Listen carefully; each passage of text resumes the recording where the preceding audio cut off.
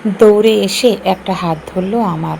অবাক হয়ে বলল, জানতাম তুমি আসবে, সেজন্য প্রতিদিন ঘাটে দাঁড়িয়ে থাকি। আমার কাছে থাকবে তো? আর যাবে না তো ফিরে? আমার খুব আনন্দ হচ্ছে এখন। আমি জানতাম ঘাটে থাকবে, ওয়েট করে থাকবে, দীর্ঘদিন পরেও অপেক্ষা করে থাকবে। বললাম, থাকবো, আর ফিরবো না। বাবা মা নিতে এলেও ফিরবো না। ওদের সঙ্গে আর থাকতে চাই না। কেন থাকতে চাও না? ওরা কি তোমাকে খারাপ কথা বলতো? আমার জন্য তোমাকে বকাবকি করতো? তোমাকে না দেখে তোমার মা কষ্ট পাবে না? আমি বললাম, কষ্ট পাবে, কিন্তু খুব কষ্ট পাবে না। মা জানতো আমি আজ না হলে কাল তোমার কাছে আসবই। বাবাও জানতেন।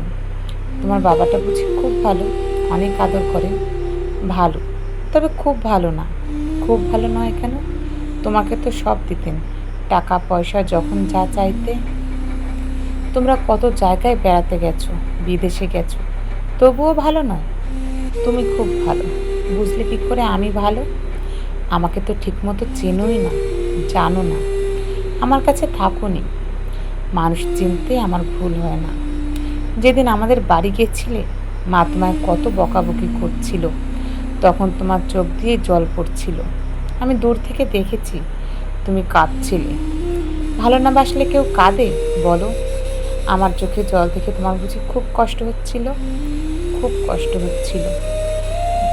মা যখন তোমাকে বলেছি না কোনো দিনও এখানে আসবে না, এত অপমান করেছি তারপরেও এসেছো, বেহায়া কোথাকার, বেরিয়ে যাও বাড়ি থেকে। কত শখ মেয়ে দেখতে এসেছে, তবুও তুমি বাড়ি থেকে বেরোলে না। বারে বারে কী যেন দেখার চেষ্টা করলে। আমি জানি তুমি আমাকেই দেখতে গিয়েছিলে। যখন আমি তোমার সামনে এলাম, তখন তুমি চোখে জল নিয়েও হেসে ফেললে। ধীরে ধীরে অপমান নিয়ে ফিরে এলে। ভালো না বাসলে কেউ চোখে জল নিয়ে হাসে বলো? জানো, ওই বাবা আমায় টাকা পয়সা সব দেয়, কিন্তু আদর দিতে পারে না। গভীর স্নেহ নিজের সন্তান না হলে আসে না।